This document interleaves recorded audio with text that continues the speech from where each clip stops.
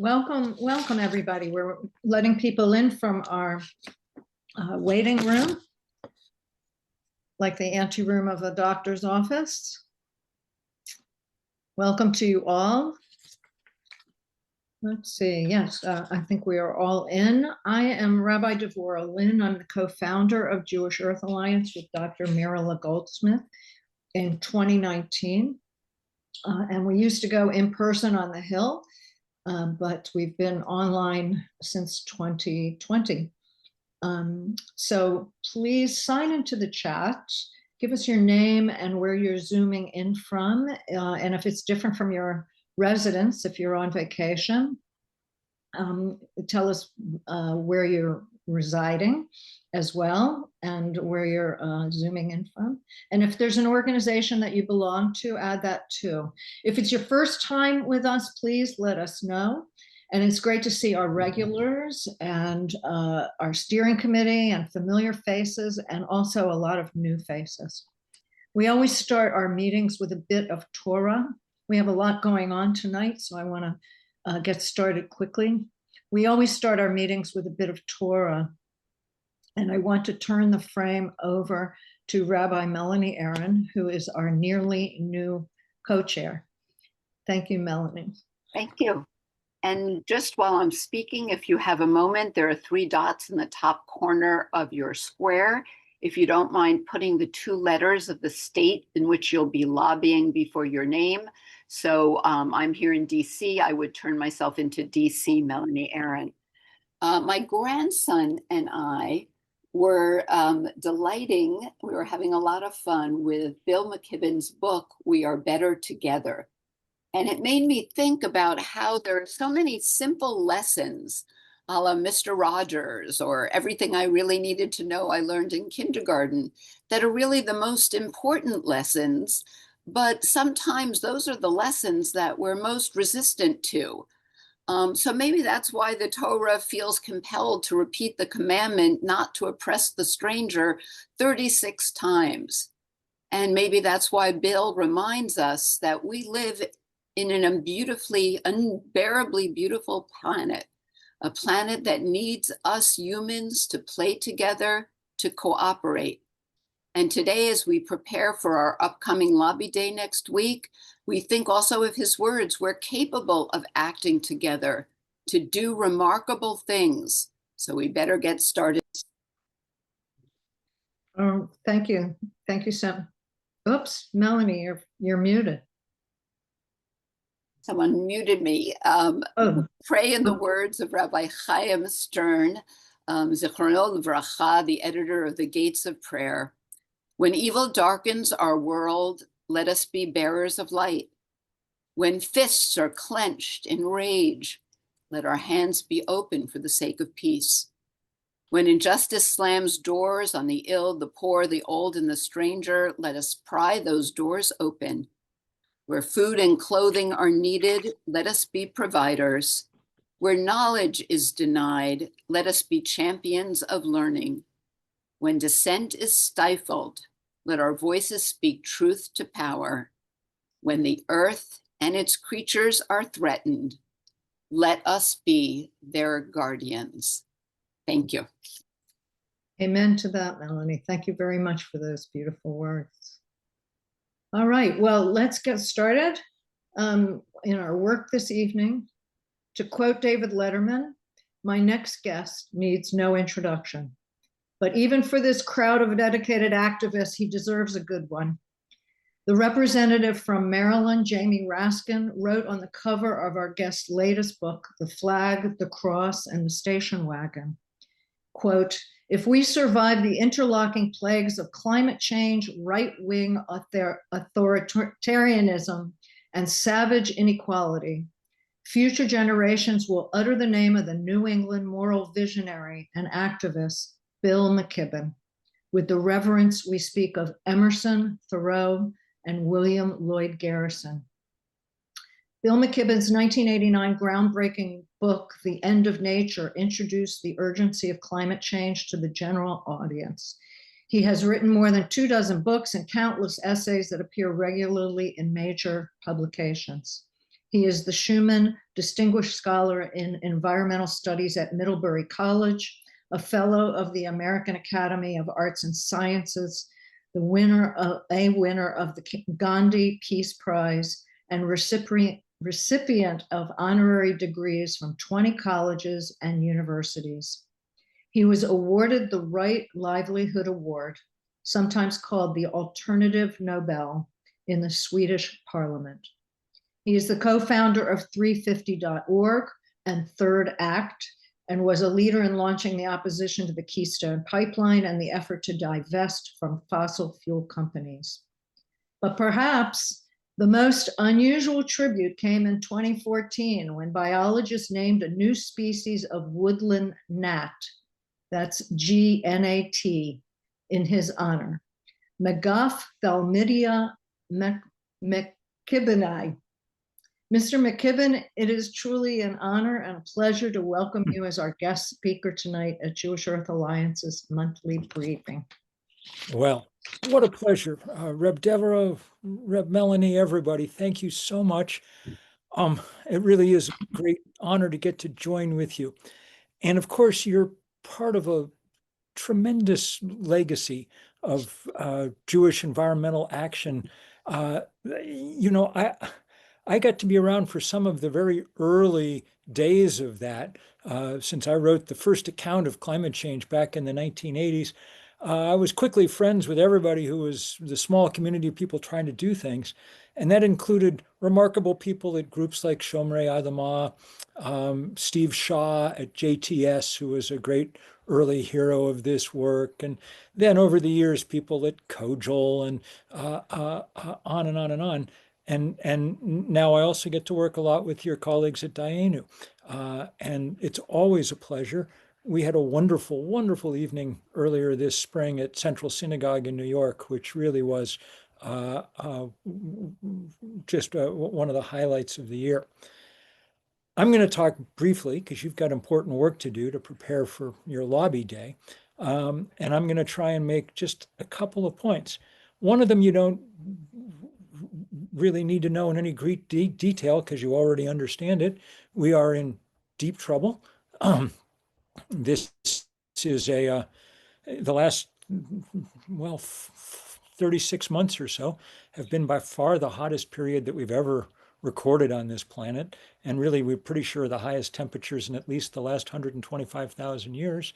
And they're now causing every one of the problems that the scientists told us they would. Some of those are very acute and dramatic. The floods in Texas, the fires in Los Angeles, the hazy smoke that hangs over the Northeast this evening because of the massive fires in the boreal forests of Canada. Some of those problems are much more systemic and deeper. We're beginning to see real flickering and bending and stalling of the jet stream, which is one of the reasons we're seeing such a rise in erratic and violent weather. The Gulf Stream, too, is beginning to flicker as the melting Arctic pours fresh water into the North Atlantic. I say these things only to say that we're now reaching the very systemic level of damage from climate change. And that's why immediate action is so important. The Intergovernmental Panel on Climate Change has told us we need to cut emissions in half by 2030 to have some hope of staying on anything like the path we set out in Paris just a decade ago. And 2030 obviously isn't very far away, especially given our current political dispensation. I'm not going to spend much time there either, only to say that I'm an old person. I work with a lot of other older people at Third Act, which we started a couple of years ago to organize people over the age of 60 for action on climate and democracy. And we've got 100,000 or so of them now, and they're in working groups in almost every state. And I can't speak for every one of them, but I can speak, I think, for a lot of them when I say we've never really lived through a political period anything like the one that we're currently living through. And there has never been a piece of legislation as devastating and and frankly stupid, as the bill passed through Congress last week. The big, beautiful bill. I, I, I confess I've been trying to convince my wife that that's what she should call me from now on. But that was a truly terrible piece of legislation, and it sets us up for a very, very difficult time. If you ask me, the single I mean, there's so many horrible and sad parts of it, and building an enormous paramilitary to harass immigrants and cutting Medicaid and things. The salt rubbed in the wound was the attack on American science and the decision to start disconnecting the instruments and satellites that tell us what's going on this warming planet. That's something that, from my point of view, is almost incomprehensible, because it denies the most basic human trait of curiosity about the world around us. So that's the bad news. But there's really good news too. And I mean that. I mean, I'm not by nature a Pollyanna. The cheerful title of that book I wrote 35 years ago was The End of Nature. And I've been willing to speak in unvarnished terms for 4 decades about what's going on. I will say that there is a sense in which this spring and summer, I've never been more hopeful, not that we necessarily will solve this crisis, but that we could go a long ways towards solving it.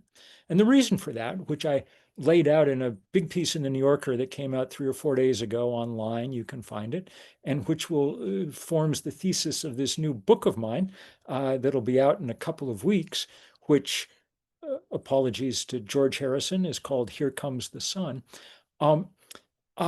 The thesis basically is that all of a sudden we live on a very different planet, because after decades of good engineering and activism, sometime 3 or 4 years ago, the world crossed some invisible line where producing energy from the sun and the wind became cheaper than producing it from coal and oil and gas.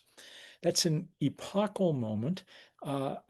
It allows us to not just dream, but to really imagine in the near future a world where we no longer need to set things on fire, where instead we can rely on the fact that the good Lord was kind enough to hang a large ball of burning gas 93 million miles up in the sky. And now we have the wit to make full use of it.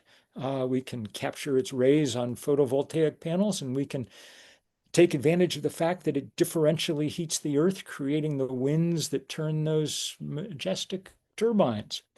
And we now can see in the places that are starting to try that this really works. In our country, California has done more than anybody else to try and make this shift. And in the last few months, you can really see the evidence. Almost every day this year, California has produced more than 100% of the electricity that it's using from renewable sources for long periods of the day. That means that at night, when the sun goes down, batteries are often the biggest source of supply on the grid. But the real bottom line, and the powerful one, and the most optimistic statistic I've heard in the 40 years I've working on this, is that California, 4th largest economy in the world, this summer is using 40% less natural gas to produce electricity than it did 2 years ago. 40% reduction in natural gas use in 2 years is the kind of number that, were we able to spread it quickly around the world, would put a dent in how high the temperature of the planet is going to get. And we really have not been able to say that about anything else that we have done over all these decades. And it's not just California. That progressive enclave Texas is installing renewable energy faster than California at the moment. And it's obviously not just the United States. In fact, 2/3 of the clean energy going in the world right now is going in China, which has accepted the charge that, of the century to do something about climate change, and is figuring out also how to own the economic future. China's installed, in the month of May alone, China was installing a gigawatt of solar panels, and a gigawatt's the rough equivalent of a nuclear power plant or a coal-fired power plant. They were installing that many solar panels every 8 hours in the month of May. Okay. It's truly astonishing to see it happen. And it meant that that China's total carbon emissions dropped for the first time in the first quarter of this year. India yesterday announced that it had met its target of having half its electric capacity in from renewables. It had set a goal to have it done by 2030, and it met it in 2025. These are remarkable numbers. And if we could spread them quickly, then we really have a chance not to stop global warming. It is too late for that, but of stopping it short of the very worst outcomes. And that is our job, and it's the most important job that humans have ever undertaken, I think. So we need to push. That's why I wrote a book, and I'll be out using the book tour in September to organize for Sun Day, which is coming on September 21st. You can find it at sunday.earth. That's the website. And as you go there, you'll see what a beautiful operation, how much of a premium we're putting on beauty as we go about this work. We had a kind of launch event a few weeks ago at Old North Church in Boston, with Boston's magnificent mayor, Michelle Wu, presiding, but with representatives of all the faith communities, including a wonderful rabbi on hand to really kick things off. And everybody's figuring out what they're going to do in their congregations, in their schools, or whatever it is on that day. The point of it is to drive home to everyone in every way we can think of. E-bike parades, solar panel farm ribbon cuttings, solar powered concerts, whatever you can think of. We need to drive home the fact, and this is really important, that this is no longer alternative energy. That's how we've been describing it for 40 years, and that's a problem now. This is the obvious, straightforward, common sense way forward.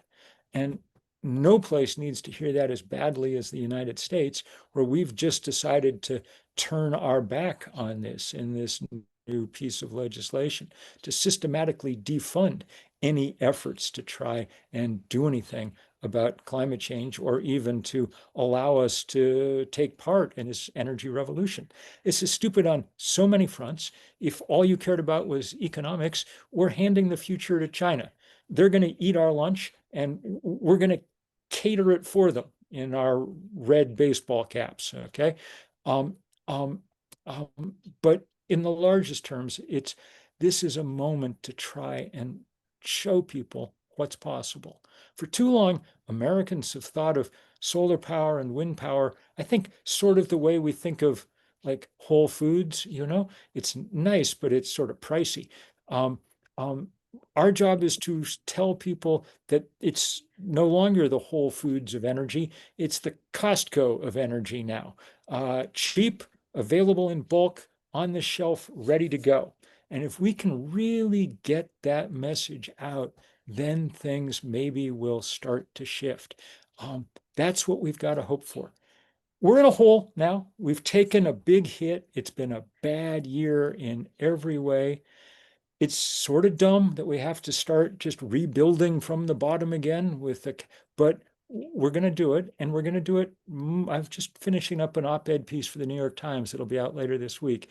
And I said, we went through this same cycle with Jimmy Carter 40 years ago, who was preparing us for a solar energy future only to have Ronald Reagan rip it away.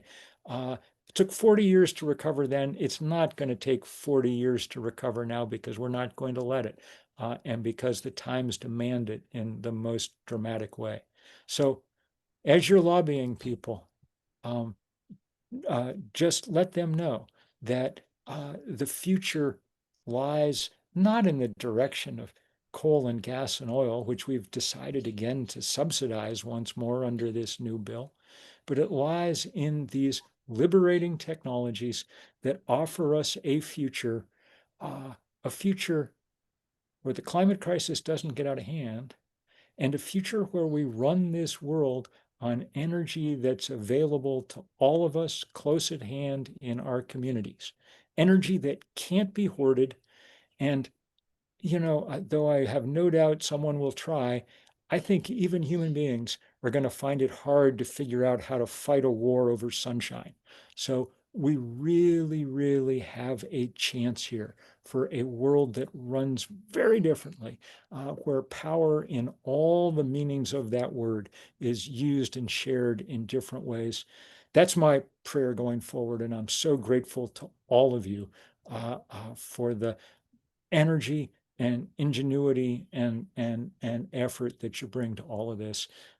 God bless everybody, and many, many thanks for letting me join in. Fantastic, Bill. Thank you so much for that rousing bit of encouragement in our work. The Costco of energy, I think we all enjoyed that. That sounds really great. I have a couple questions. We hear that some Republicans that Republicans are afraid to even talk across the aisle, not just some of them, we hear most of them. And it's far from the bipartisan baseball games and family picnics of not so long ago. At Jewish Earth Alliance, we work hard to engage both sides. Do you see any cracks in that polarization, any openings we might be overlooking?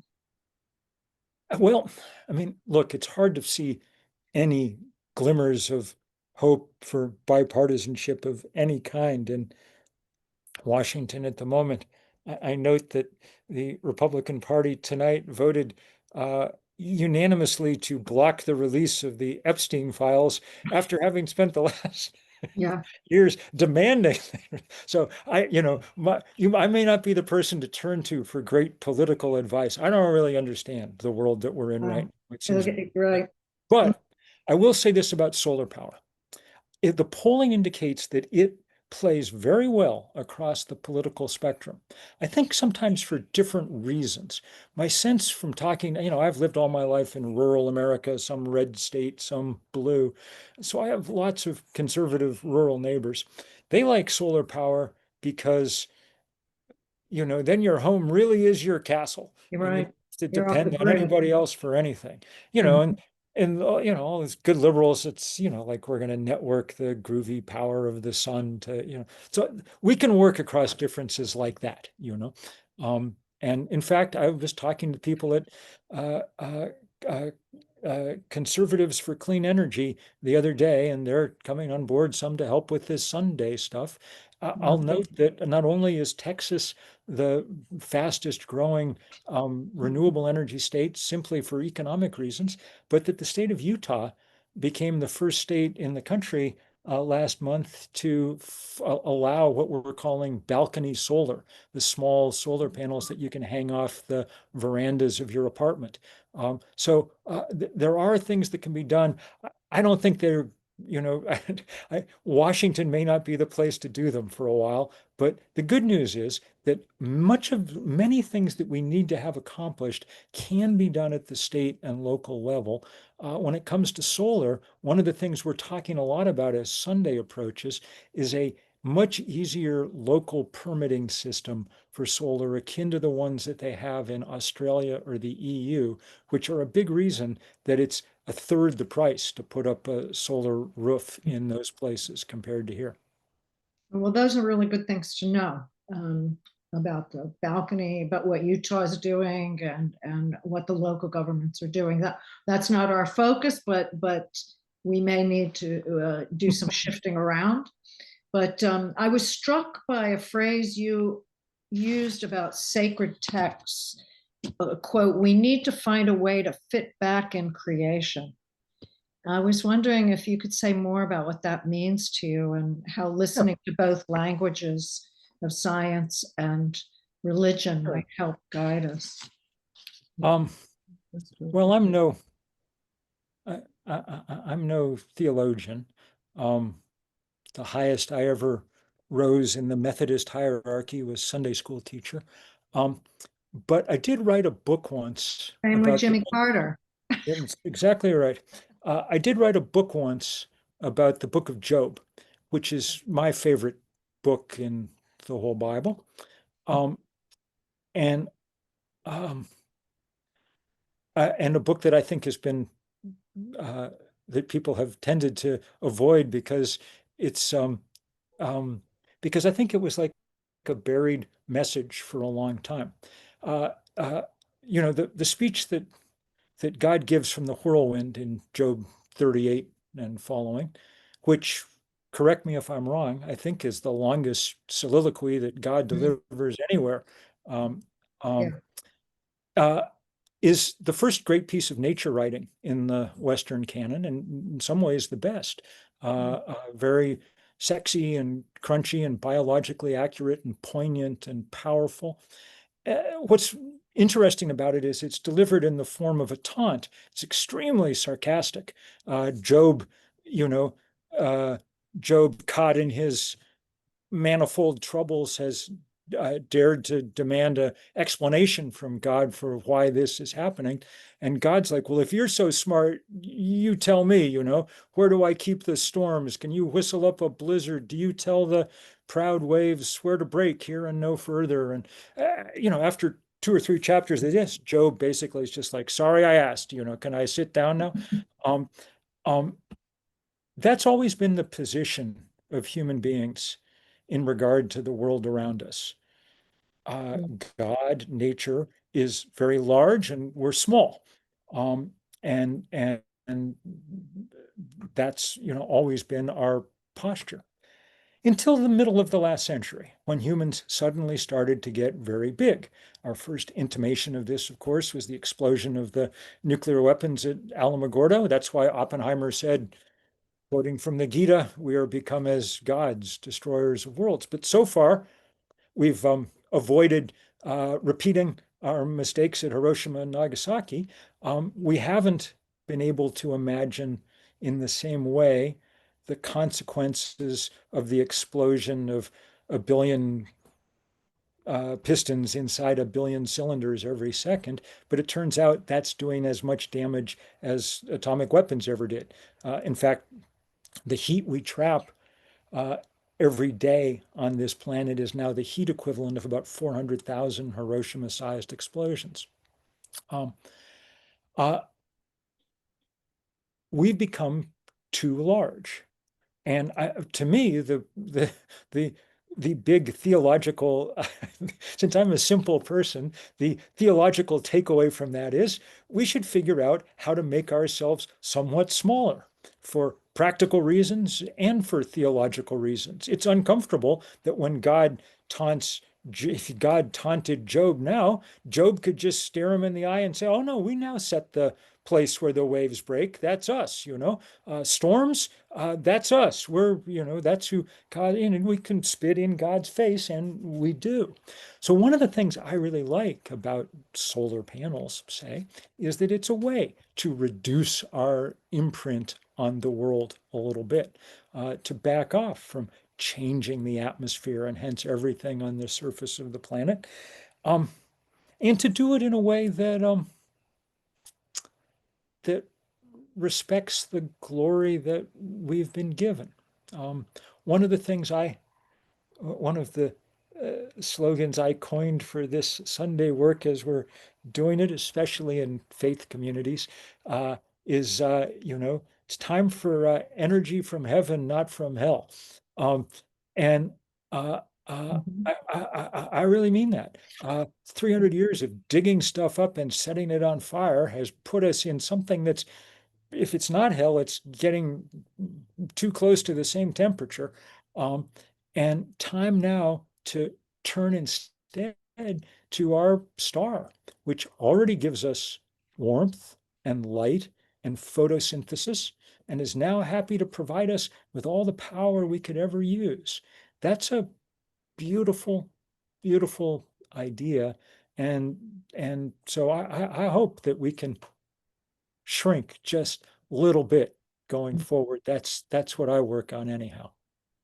It's great. And power plants are so ugly and smoky. Solar panels are benign. They're gorgeous. And windmills are they're the breeze made visible, you know? They're So great. all good. Yeah. Well, thank you so much. You've really given us courage as well as hope. And Thank you all. yeah, thank you so And much. good luck with your efforts. I'll look forward to hearing how it goes, and I'll look forward to seeing what everybody's congregation does on September 21st. Yeah, It's the fall equinox, and it's going to be a beautiful day. great. And we'll all be there. We'll All right. be there with you. Where are God you bless. going to be? Where are you I'm going to be in New York City, actually, that day. Okay. Oh, speaking of New York City, I have to say this. I probably still have the paper. You had written a response to Sandy. You know how long ago that was? That Sandy came, and I loved the language you used. When Hurricane Sandy went knocking, trick or treating on the doors of the most powerful people on the planet, surely they'll wake up and do something. And look how long ago that was. That was a great piece. Right. So I applaud that We observation. stay at it. What All else right, can we do? All right. Thank you all. Thank you so much. Bye-bye. Take care, y'all. Yeah, wonderful bless. to see you. Bye. Great. Okay. The New York City subway flooded today. And the New York City flooded today. The subway flooded. Yes, very true. Very true. Let's get on to our work. I'd like to introduce Dr. Phyllis Blumberg, who is part of our lobbying team, and will take over and lead you through the lobbying prep for next week. Thank you, Devorah, and thank you, Bill, for setting us up correctly. Could we have the slides? There you go. Can you take me off? So I want to thank all, while we're waiting for the slides to come up, I want to thank all of you for coming. It's really important that you be here. I heard from another lobby or non-Jewish, but a climate organization, that some of us are just not showing up this year. Maybe it's because we think that it's just we can't do it, or that we don't think there's any hope. So it's even more important that we show up now. We care for the humanity, we care for our world, so we really want to show up. And we are inspired by our Jewish texts, and we're inspired by our values. So almost as soon as I get done, and I'm going to be very brief, we want everybody to rename themselves so that they can have their state letters right before their name. And the way you do that is you go on the participant list, you find your name, and you'll see there's 3 dots, and then just put your name in, because we're going to be breaking into groups very soon, state groups very soon. Next slide, please. All right, we have amazing strength in numbers, over 270 people, and it keeps growing. And there's a lot of you tonight who are not yet registered, and we sure hope you will register to lobby. We have many who are new to lobbying and many who are new to Jewish Earth Alliance, and we are so happy to have you. Just want to clarify one thing, that if you have not yet registered to lobby, even though you may have registered tonight, it's a separate registration form. Please fill out the registration. We're going to put the registration in the chat, fill it out. We have 28 states represented so far. We have 50 co-sponsoring organizations. Most meetings are scheduled. There's more coming in. And just tonight, we put out our talking points to the Democrats and the Republican senators that we'll be using. So we have all of that ready. And now you're saying, okay, so what am I going to be doing? So as we break into small groups, next slide, please. Thanks. As we break into small groups that are by state, what we're going to ask you to be thinking of is take a look at this list. Some of these are speaking roles. Some of these are non-speaking roles. All of them are important. We're going to ask you to pick one of them. Small meetings, you may be asked to do more than one. Large meetings, you may not even have to do a role. So there's 10 tasks or roles that we would like people to volunteer for. Next slide, please. I consider lobbying meetings to be a choreography, and this is the meeting flow that we use. First, we do some introductions, and we always thank the senator, Democrat or Republican. One slide back, please. The one that says meeting flow. We always thank the senator for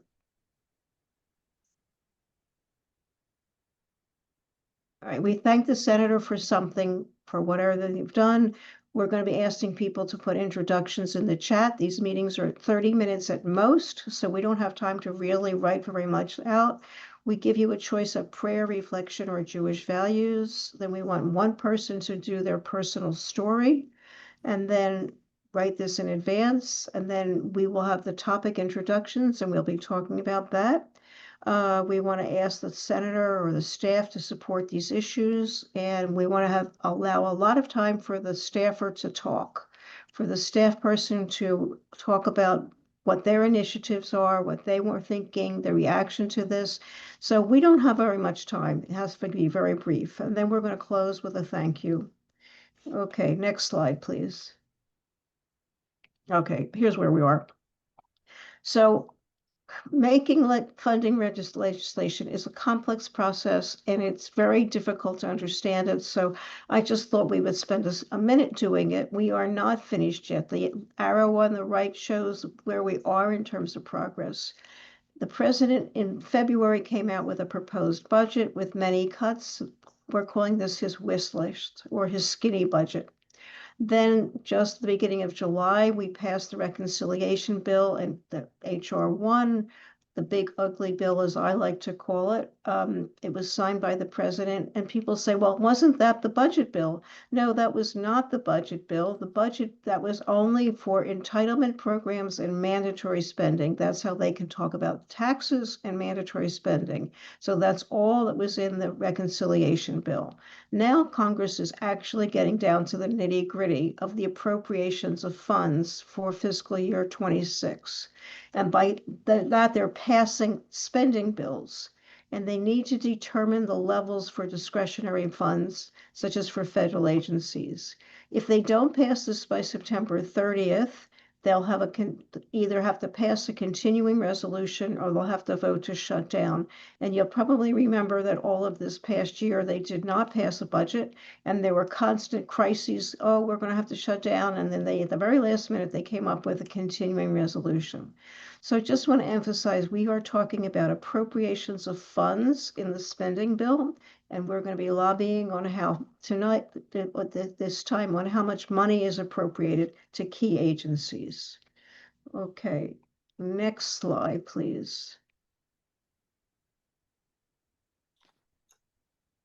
So this is what, after a lot of debate and discussion and consulting with other organizations and really trying to see what we can do, this is what we're talking about with our lobbying. We're going to ask the senators to talk about the appropriations in the federal budget, what senators are working on now. So we're asking them to protect funding for 3 critical agencies: EPA, which is the Environmental Protection Agency, NOAA, which is the National Oceanic and Atmospheric Administration, and FEMA.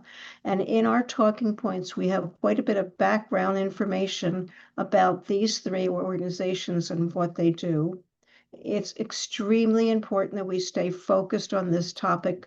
All of us have pet climate issues that we want to raise. All of us have other issues we want to raise. It's very distracting to the staffer if we go off topic. It's extremely distracting if we start talking about a completely unrelated climate issue or a project that might be, can you bring some more money to our state for this, even if it's a climate related thing. We're talking about EPA, NOAA, and FEMA. And I just want to really emphasize that particularly. So that's one of the reasons we're meeting in states right now, and that we're going to be talking to make sure everybody knows what they're going to be doing. Okay, next slide, please. So I want to thank our incredible co-sponsors. These are the organizations, national, local, synagogues, national religious organizations, national climate organizations that are co-sponsoring, which means that they are helping us recruit people and they're bringing people out. So this is an incredible list and we're so happy for them. And next slide, please. So we have an offer for you. If you recruit one person to lobby with us for next week, we'll give you a Bill McKibben book. And if you want well, it's a raffle, I should say. We're not going to give it to everybody. And double your chances for the raffle if you recruited you to lobby with us in Alabama, Connecticut, Delaware, Louisiana, Minnesota, Nevada, Texas, Utah, and Wisconsin. Some of you I know are from those states tonight, so maybe you can get your next door neighbor to it. And some of you may not have registered. So you can register and then we'll put you in the raffle. So those are the states that we have a small contingent, but we're still meeting. Okay, and next slide, please. And I want to thank you and our future inhabitants of this earth. Thank you. This is important work. We are doing it on behalf of our generation, our generation's generation, our children, our grandchildren, and those who are not even yet on this earth. It's a mitzvah to be doing this, and so you should be very proud of what we're doing. So I just want to give you a little bit more of an understanding of what we're going to be doing. We're going to have a very short closing blessing, and then we're going to break into state meetings. And the state, you can stay as long as you need to in the state meetings, and iron out any details. Some of the meetings we don't have a leader for right now tonight because we have people are doing two groups. So we're grouping some states together, but we'll make that pretty clear to you. If you don't see your state, then you're going to go into the other group. And then the steering committee, who's they're at the top of my screen. I don't know if they're at the top of your screen also. We'll stay on. We'll come back after our state meetings after 9 o'clock. It could be 9:10, 9:15, and we will stay on as long as possible. So if you happen to be placed into another what we're calling the other room, which is we didn't list you directly, we'll be happy to answer questions about when your meeting is and who you're meeting and who it is. So we will stay on as long as necessary. Probably do not have time for questions, but our state leads have all been very well trained and they can answer the questions. So let's do that closing blessing and get into the state meeting rooms. Thank you very much. And if you have questions, you can email us. We have been trying to communicate with everybody, and therefore you can find us and talk to us. Thank you. I can't tell you how hard this lobby subcommittee of our steering committee works. And I just want to thank Phyllis and Amy Finkelstein, Bill Witherspoon, our interns, Asher Sakajewski and Serena Finger, and also our other steering committee members, Mirala Goldsmith, Melanie Aaron, and Elliot Rabin, Dee Herman, and Debbie Schwank, and Judy Burlfine. All of us do this for the love of it. Midrash tells us that every blade of grass, when we thank also all of you for showing up this evening. We really appreciate it. And we may go a little bit over our hour time, but please hang in there with us and go to your breakout rooms to learn about your specific state meetings. Midrash tells us that every blade of grass has an angel who bends down and whispers, grow, grow. But Rabbi Abraham Eisen Cook, who was the first chief Ashkenazi rabbi of Israel, had a different take on humans. Every person, he said, must know and understand that a candle burns deep within them, and their candle is unlike their friends, and no one without a candle exists. Everyone must know and understand that it is their task to work to reveal the light of that candle in the public realm and to ignite it until it is a great torch and to illuminate the whole world. We had a great, devoted speaker tonight who has ignited a great torch and illuminates the whole world. May your sacred work and good trouble be blessed, and you be safe, and you sleep deeply and dream of a cleaner, greener future. Tzedek, tzedek, tirdov. Justice, justice, we shall pursue. And we'll say amen to that. Enjoy learning in your breakout rooms, and we'll see you next week. Okay, everybody. Gonna now open the breakout rooms, and you'll be able to look at the list of states and select the one that you are going to. If you don't see your state, you'll go to the other states group. If you don't see the list of breakout rooms coming up on your screen, you can go to the bottom of your screen where there's a little grid of a little icon with 4 squares, and you should be able to click on that and see see the rooms. Sure. Susan, Yeah. was this your first meeting? It's my first time joining this organization. I found out about it indirectly. And when I found out that Bill McKibben was going to be on, I had to come because I used to belong to 350.org. So his name's very familiar to me. But I'm a member of the Dallas Sierra Club for approximately 40 years. My husband and I together, we were active Keystone XL pipeline fighters. Not only here, but we marched in Washington twice. And we marched with Native Americans. So it's very exciting to me to find a Jewish organization that's environmental. So anyhow, I just spoke with Madeline, and I agreed to participate on Lobby Day on Zoom. I'm a little bit unsure of myself right now. I mean, I've lobbied in person to my senators much more than once, but I'd like to have some talking points and, be able to think things through so that when I participate, I'm not a klutz. You will. We're going to give you all the support you need, and thank you so much for being with us. We really appreciate it. And I I'm just put the link to delighted the and talking excited, points. yeah. The link to the What? talking points is once again in the chat, just in case anybody hasn't clicked on it. Make sure it opens for you, and you can find both Republican and Democratic talking points. And if And any your of you leaders have will not send you registered, please the leaders register.